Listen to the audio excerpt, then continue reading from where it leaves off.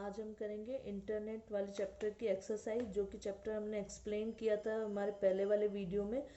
उसी चैप्टर की हम एक्सरसाइज करेंगे। The dash is a global network that connect millions of computer world wide. यानी बहुत सारे कंप्यूटर को एक साथ कनेक्ट करना क्या कहलाता है? इंटरनेट। इंटरनेट ही क्या है? हमारा ग्लोबल नेटवर्क है जिसके थ्रू बहुत सारे कंप्यूटर एक साथ जुड़े रहते हैं। तो हम भरेंगे internet. A dash is a collection of related web pages. मैंने समझाया था वेब पेजेस का कलेक्शन क्या कहलाता है? Website. The first page of the website is known as the home page. जो फर्स्ट पेज होता है वेबसाइट का, उसे हम होम पेज कहते हैं।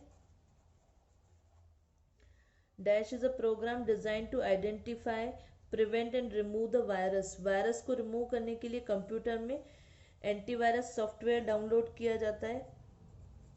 एंटीवायरस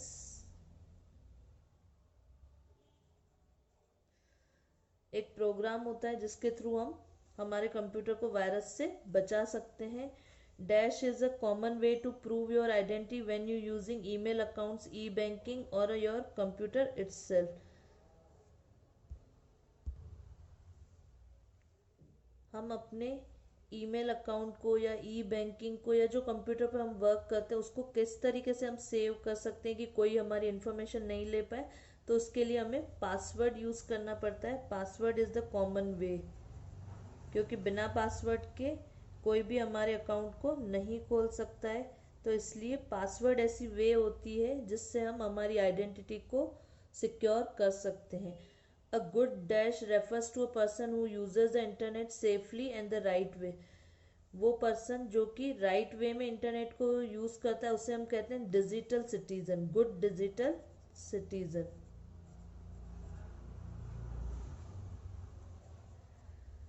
ट्रू फॉल्स करेंगे।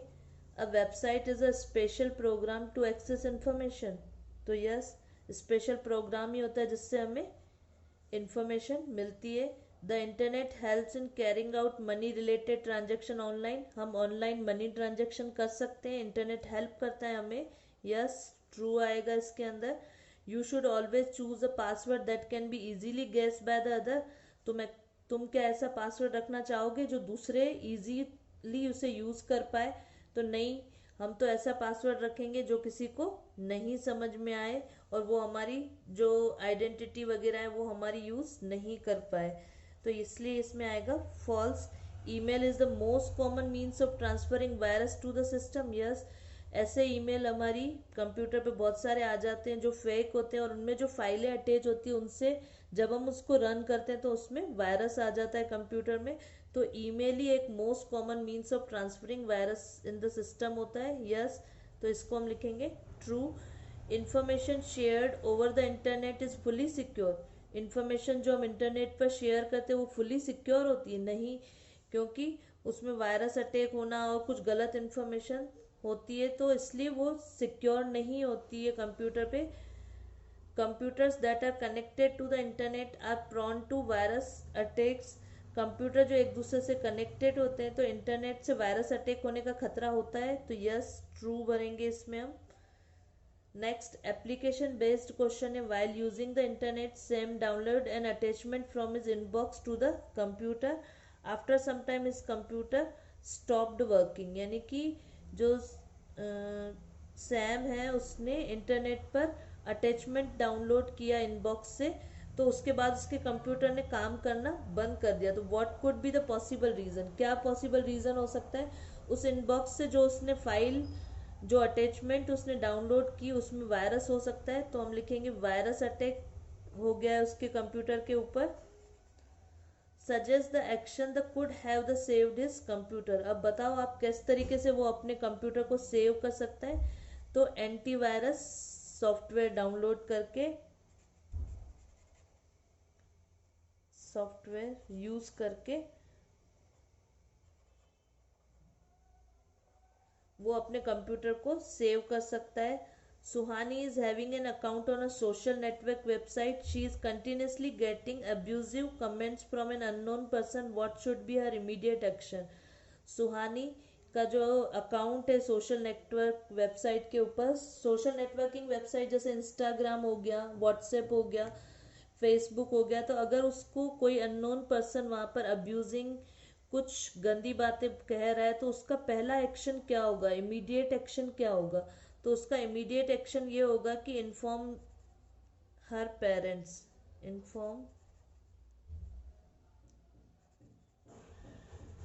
टू हर पेरेंट्स, अपने पेरेंट्स या एल्डर्स को बताना चाहिए कि उसके साथ इस तरीके का गलत व्यवहार हो रहा है, पेरेंट्स या फिर एल्डर्स।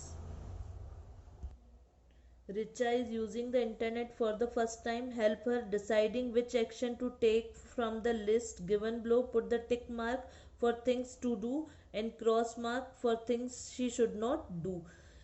रिचा जो है वो पहली बार इंटरनेट यूज़ कर रही है, तो आप उसकी हेल्प कीजिए कि क्या काम उसको करने चाहिए और क्या काम उसको इंटरनेट पर नहीं करने चाहिए।